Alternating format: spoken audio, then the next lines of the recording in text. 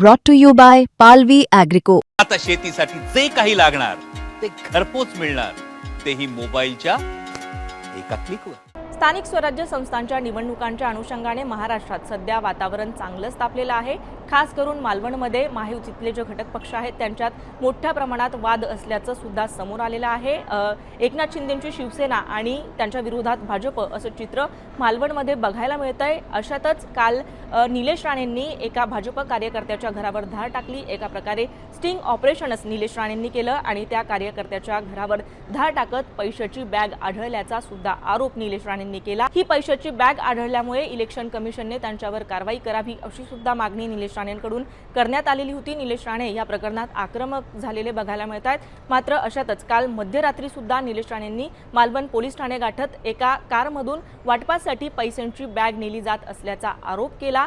गंभीर स्वरूपाचा हा आरोप होता. एकंदरीत हे जे चित्र होतं भाजप विरुद्ध एकनाथ शिंदेंची शिवसेना असं चित्र दिसत असताना आता उद्धव ठाकरेंच्या शिवसेनेकडून सुद्धा गंभीर स्वरूपाचे आरोप केले जात आहेत आणि हे जे आरोप आहेत ते थेट निलेश राणे आणि एकनाथ शिंदेंवर केले जात आहेत.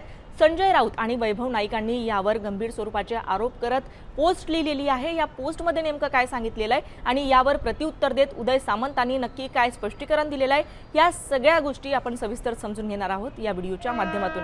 नमस्कार, मी छाया आणि आपण पाहताय मुंबई तक. तर वैभव नाईकांनी सोशल मीडियावर एक पोस्ट केलेली आहे ज्यामध्ये अतिशय गंभीर स्वरूपाचे आरोप एकनाथ शिंदेंवर करण्यात आलेले आहे. या पोस्टमध्ये वैभव नाईकांनी म्हटलंय, एकीकडे निलेश राणेंनी भाजप पक्षावर मतदारांना पैसे वाटल्याचे आरोप केले, परंतु निलेश राणे आणि शिंदे शिवसेना देखील धुतल्या तांदळासारखी नाहीये. परवा एकनाथ शिंदे मालवणात आले तेव्हा त्यांच्या मागून त्यांचे बॉडीगार्ड पैशाच्या बॅगा घेऊन कॅमेरापासून लपवण्यासाठी धावत आहेत. हे वरील व्हिडिओत स्पष्ट दिसून येत आहे. हेच पैसे काल निलेश राणेंनी मालवणमधील मतदारांना वाटले आहेत. राज्यात सत्तेत राहून जनतेच्या पैशात भ्रष्टाचार करून मिळवलेला हा पैसा आहे. पैशातून सत्ता आणि सत्तेतून पैसा हेच धोरण सध्या शिंदे शिवसेनेकडून प्रत्येक निवडणुकीत राबवलं जात आहे असा आरोप माजी आमदार वैभव नाईक यांनी केलेला आहे. आणि या आरोपांसोबत वैभव नाईकांनी एक व्हिडिओ सुद्धा सोशल मीडियावर शेअर केलेला आहे.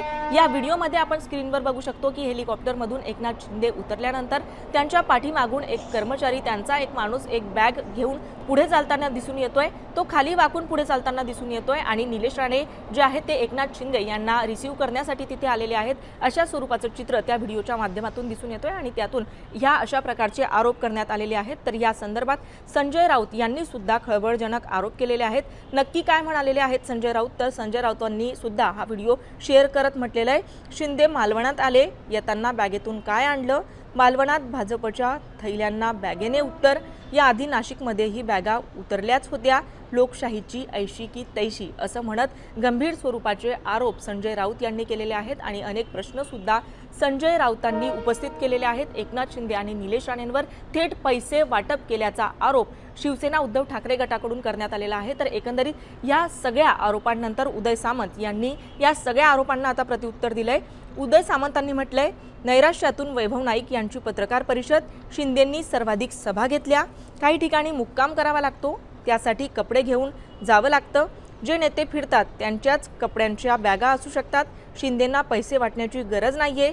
कार्यकर्ते हेच त्यांचे पैसे आहेत असं सुद्धा उदय सामंत यांनी म्हटलेलं आहे. आणि नाईकांच्या आरोपाचा निषेध करतो असं सुद्धा उदय सामंत यांनी म्हटलेलं आहे. तर सध्याच्या घडीला अशा प्रकारचं चित्र महाराष्ट्रात आहे. एकंदरीत या सगळ्या आरोपांविषयी तुम्हाला काय वाटतं ते आम्हाला कमेंट करून नक्की कळवा. तुमची मतं काय आहेत ते सुद्धा आम्हाला कमेंट करून नक्की कळवा. आणि उद्या म्हणजे 3 डिसेंबर रोजी मतमोजणी होणार होती, मात्र 20 डिसेंबरपर्यंत आता ही जी मतमोजणी आहे ती पुढे ढकलण्यात आलेली आहे. मात्र एकंदरीत आता राज्यात सुरू असलेल्या या राजकीय घडामोडींविषयी तुम्ही कशा पद्धतीने बघतात, तुमची मतं काय आहेत आम्हाला कमेंट करून नक्की कळवा. आणि अशाच माहितीपूर्ण व्हिडिओसाठी मुंबई तकला जर आपण नवीन असाल तर मुंबई तक चॅनलला सबस्क्राईब करायला विसरू नका.